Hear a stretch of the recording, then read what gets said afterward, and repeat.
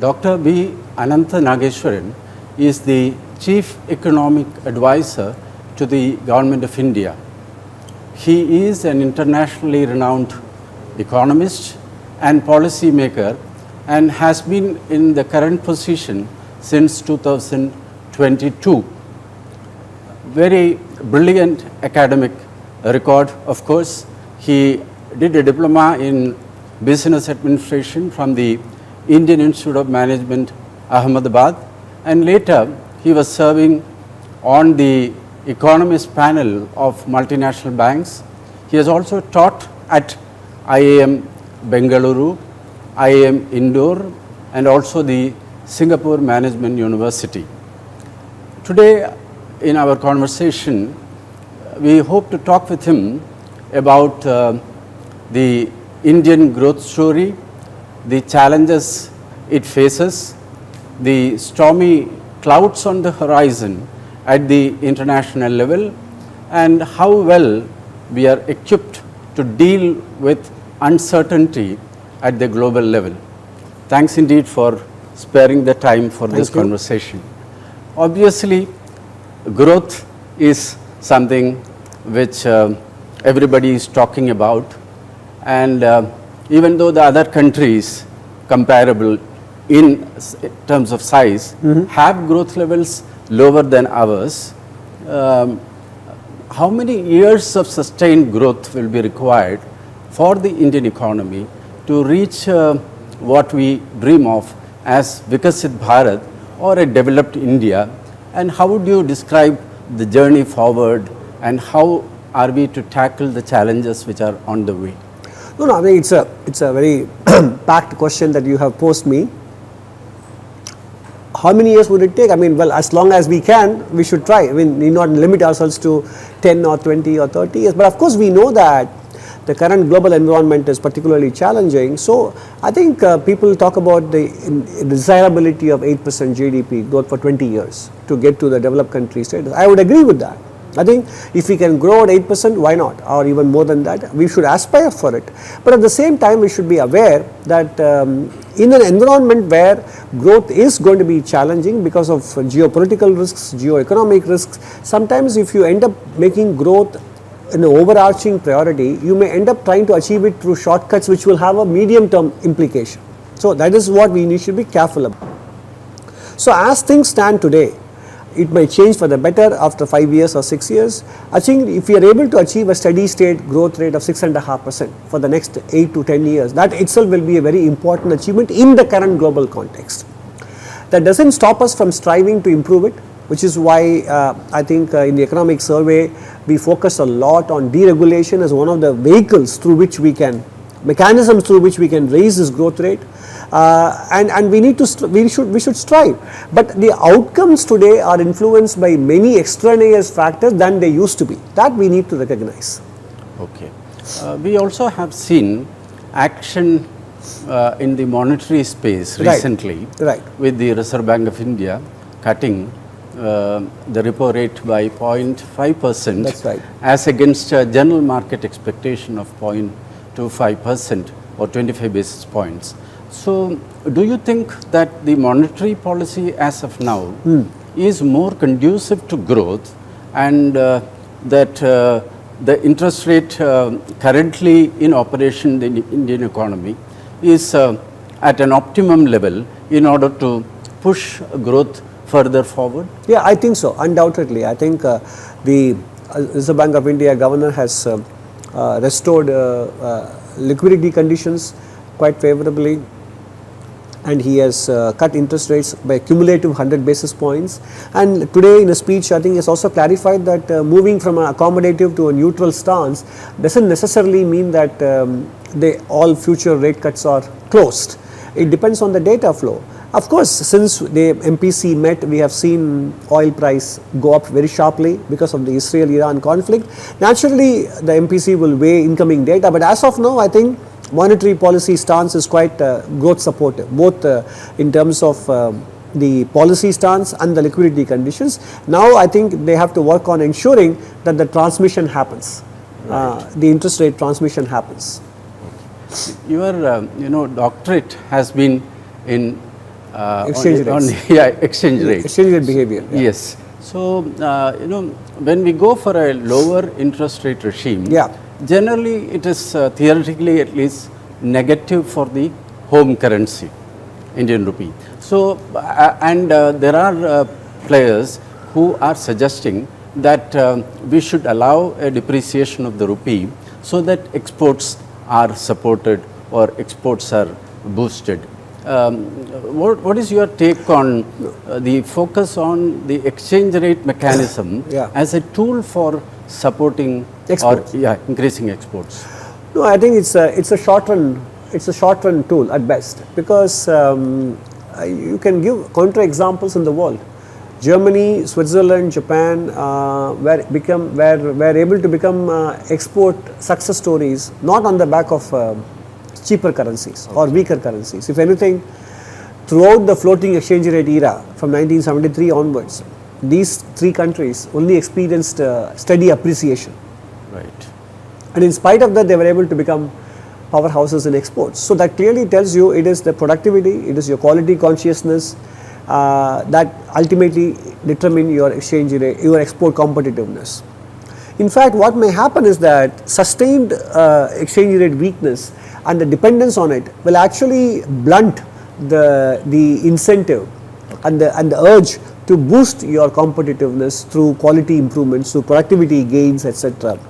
So from a medium to long run point of view, in fact, exchange rate depreciation should be used as a selective tool. Depending on the situation, you may be able to use it for very short windows of time to accommodate or to offset some other adverse developments.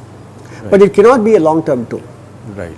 And on top of that, when we speak about exports, now there is, I think, a consensus that at the global level, global trade is likely to face pressures. The uncertainty of tariffs are in the air. So then we come to domestic demand. And domestic demand, we have seen reports of urban demand being slack, whereas rural demand, thanks to 4% growth in agriculture, also good monsoons. So as a policy maker, what is the long-term prescription for keeping domestic demand uppish, so that if at all there are hits on the export front, growth is compensated? I think the point is very well taken. I mean, the long-term prescription, as you put it, for urban consumption growth is obviously employment and income generation. Ultimately, that is the endogenous loop. Companies invest, hire people, pay well, and they spend. That creates demand, that justifies the investment, and the cycle repeats itself. That is why investment and consumption are endogenous to each other. So that's the long-term prescription. But in the near term, I think what is going to bring back urban consumption this year, as you know very well, in the budget, the government gave a significant tax relief to middle class. That should kick in this year. And central bank has lowered interest rates everywhere. That should kick in as well. And hopefully the monsoon is picking up again after a brief lull in the first 2 weeks of June. Of course, in Kerala you didn't see a lull, but I'm saying across the country. So I think that will also continue to support rural consumption. So my sense is that this could be the year when urban consumption catches up with rural consumption trends in the short run. But in the long run, as you said, for long-term prescription is corporates invest, hire and compensate well, and that is the self-reinforcing cycle for investment and consumption growth to mutually support each other. I'm glad you mentioned unemployment or employment as an important or significant factor to be kept in mind. Recently we have seen reports of the government coming from government sources about labor participation rate. We also had a kind of a different figure being put out by a private agency. Can you clarify where India stands with regard to the employment being generated on the basis of hard data? Are we slightly worse off as private surveys have indicated, or you think that the data generated by government is a credible one and which indicates the true state of affairs? I think first of all that government data of the Ministry of Statistics and program implementation, which is what brings out the periodic labor force survey, the sample size, the survey unit, sampling units, they are all much more comprehensive. And in fact, the private sector survey that you allude to, they themselves have now published something on June 9th on their website, showing that their sampling methodology was undercounting employment. So they have admitted they are wrong. Yes, 23, 24 and 24, 25, their numbers are now much better. They show the economy created 1.5 million, 15 million jobs, 1.5 crores of jobs, both in 23, 24 and 24, 25.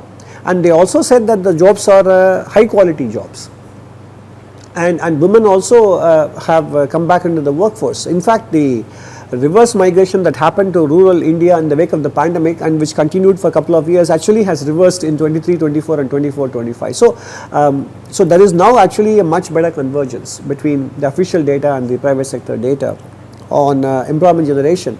But more importantly, I would also say that apart from this data aspect, there are also fundamental changes happening in the way Indian people view employment. Now there is a much more willingness to have flexible employment contract so that they can do multiple things and study as well and improve themselves. So in the young age they want to now keep themselves more flexible to prepare themselves better for a different kind of a job later. They don't want to be wedded to one single firm. So this entire concept of gig workers or flexible workers is not just something that the corporate sector is interested in order to save cost. It also suits the people seeking employment itself. They prefer the flexibility even if it means less benefits, especially for women post COVID, because many of them had to come out of their full-time jobs to look after the elderly and the children because we had extended school closures. But because of that, they realized that going back to a full-time job will once again rob them of the flexibility to take care of other responsibilities as well. So many of them have now ended up becoming self or own workers. They call it own work. So in other words, they have consciously opted not to go back to a formal employment but turn themselves into flexible workers, working on one's own account, in the sense that you are a gig worker. So I think in urban female employment, this has played a very big role post-COVID. So that is why I think the conventional measurement of how labor market operates in the country or in the world has to make allowances for the way attitude towards work has changed post-COVID.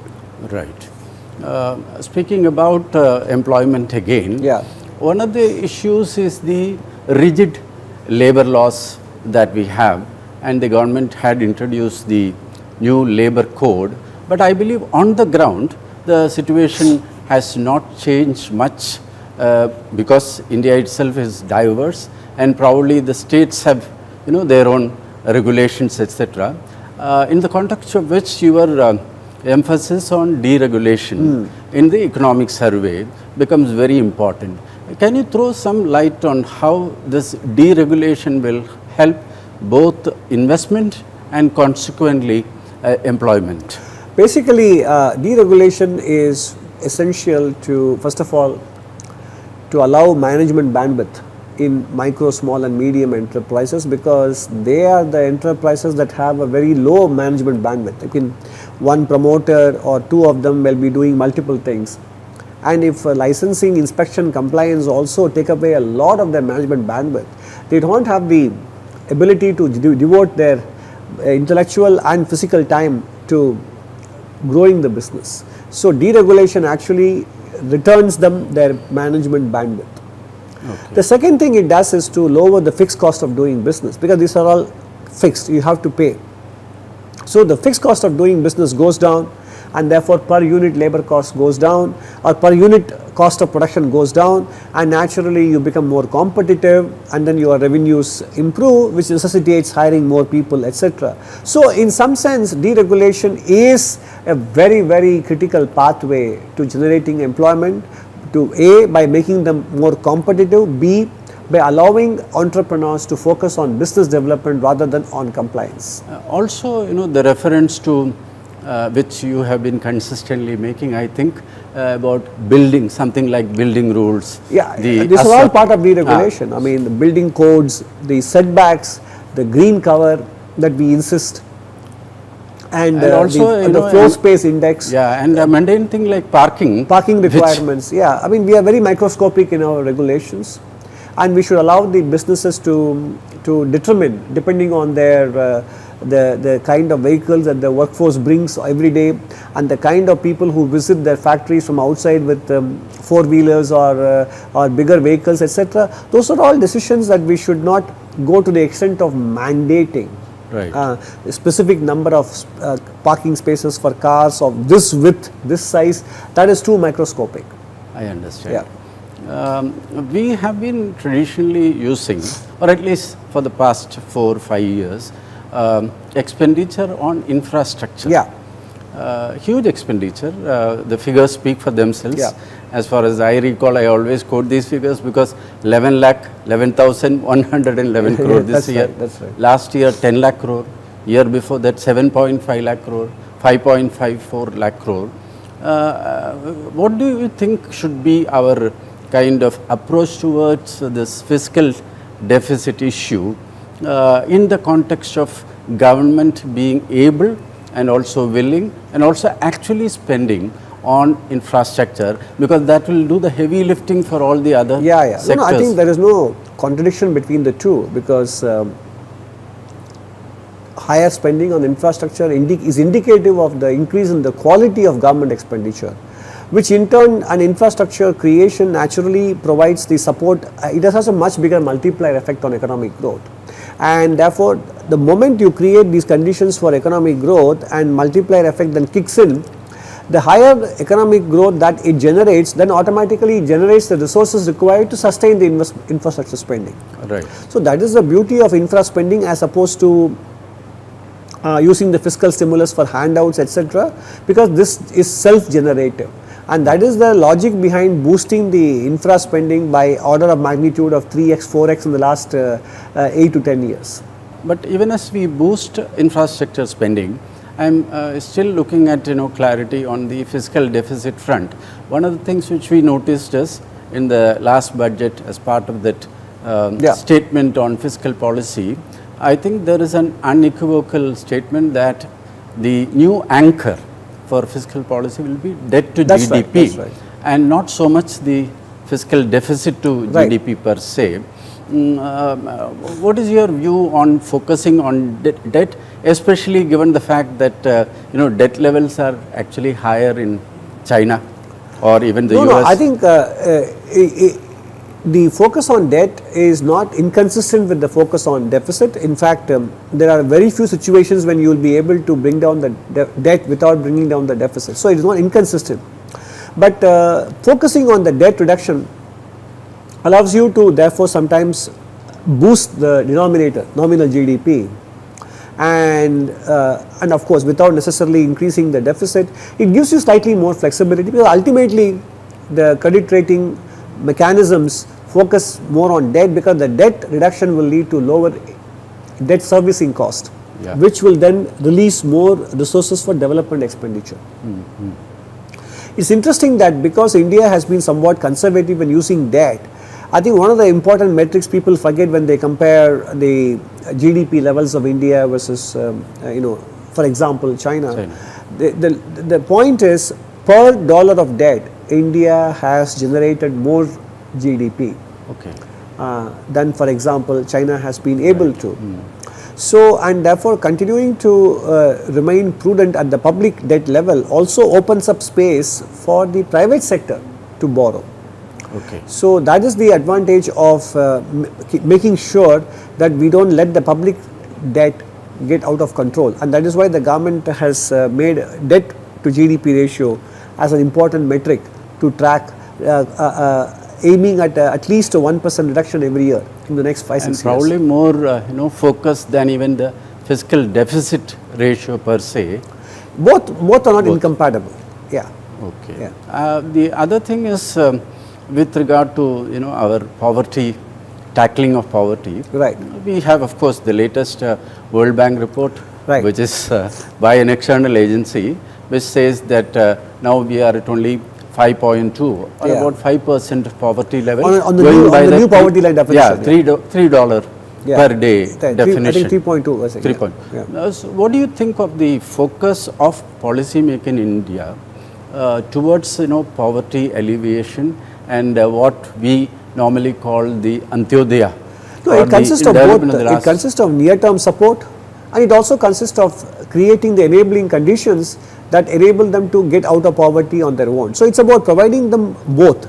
One is a short-term support to give them a leg up so that they can support themselves and become well nourished, well educated, well skilled, and then also simultaneously create infrastructure, create institutions, etc., for them to be able to participate and then take care of their poverty themselves. So it is a multi-pronged approach. One is to provide them short-term support so that they can equip themselves to get out of the poverty trap themselves by participating in the mainstream economic activity. So it is both nurturing and empowering. Yeah. That is the dual approach that government adopts towards poverty elimination. So perhaps this PM Garib Kalyan Yojana, Yeah. which I believe has been extended for the next Yeah, 3 that's right, years, that's right. free rations for Right. all the ration card holders. Yeah.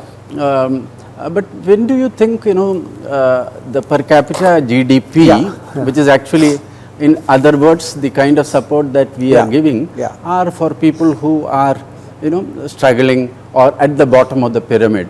And in per capita GDP terms, we have a huge gap between India, China, and the US is somewhere far ahead. So therefore, my question is, Yeah. even as you become the third largest economy, which is a given, I'm sure it is going to happen, how do we bridge the gap in the per capita GDP? No, undoubtedly, this gap will take a long time to bridge because of the sheer numbers we have. That's purely, elementary mathematics in that sense. But the good news is that because the denominator, the population size is also growing more slowly, I think the GDP growth will translate into much higher per capita income growth than in the past. Okay. So that is then you will notice that the pace, then the convergence between India's per capita GDP and that of other countries is happening much faster. Okay. You can see that actually in the ratio of per capita income between China and India, that ratio used to be much wider. Okay. So what that you ratio mean has been coming down. Incremental per capita Growth will be faster because the denominator growth is almost coming to a very slow level, very low level. Yeah. I understand. Now talking about, I think, price stability, which is another important metric and which affects the common people. Inflation, for instance, we have good numbers lately. That's because right. May, I think, the CPI based inflation is below 4, definitely. Yes, it's a very low level. What do you think about the sustainability of price stability? What should be done to make this sustainable? Sure. I mean, one of the important contributors to sustaining low inflation is removing the supply constraints in the economy, which is what the national single market that GST has brought about, the physical infrastructure improvements, all these things are contributing to improving the supply side of the economy, which is what ultimately will prevent prices from spiraling out of control. And then agricultural productivity and of course reduced dependence on monsoons, etc. Agricultural storage facilities, cold storage, all these things will contribute to removing the seasonal fluctuations in prices. But I think if you look at the average inflation rate over the years, it has been trending down. That itself is a signal of improving efficiencies in the economy. When you reduce last mile logistics and connectivity cost and improve the infrastructure, they all contribute to removing the frictions in the system that lead to higher prices. So we will be seeing naturally lower and lower average inflation rates in the coming years compared to the history. So in other words, what you are now saying is that for the next 1 or 2 years you would see price stability relatively yes, of on course in India? There are external factors. Food and energy prices are globally determined also. I mean, right now as we speak, the conflict in Middle East we don't know how it will pan out and what kind of duration and intensity it will take and what implications it will have on crude oil prices, we don't know. But then core prices which are demand driven, I think they are going to be on the lower side. Yeah, I also remember that you had articulated taking out food That's items or consumption items from the CPI, Yeah. because I also believe actually they are more supply driven, Yeah. by which whatever That's tomatoes are not available, it will go to 50 rupees yeah, or 100 exactly, rupees. exactly. And that has got a weightage of 45%. No, it's going to come down when the CPI basket is revised, because now the household consumption expenditure surveys have shown that the ratio is much lower than 40%. So that will be revised. In the next update on the CPI index basket, yeah. So, at the macro level, you think the Indian economy is well ring-fenced, well, policies are on course, but the only uncertainty is on the external front and unknown. I think in your speech today you mentioned that. No, ring fence meaning can Indian economy be insulated by what's happening outside? I don't think so, because for example, we just now discussed the impact of the conflict in the Middle East and what it will do to the oil price, and it will have an implication for us. So you can't say you can ring fence. Right. But yes, compared to others, we do have domestic levers of growth which we can use to maintain a higher growth rate compared to others. But it is difficult to insulate oneself when India's external trade share of GDP has consistently risen. Okay. And when India continues to rely on foreign investments because we run a current account deficit. And of course, geopolitical developments will also impose higher security expenditure, etc. So it is difficult to ring fence oneself. But yes, we do have compensations. Right. I think it's a very pragmatic assessment of where we stand, neither too optimistic nor cynical. And thanks for sparing time for this conversation. You're welcome. Thank you very much. Thank you.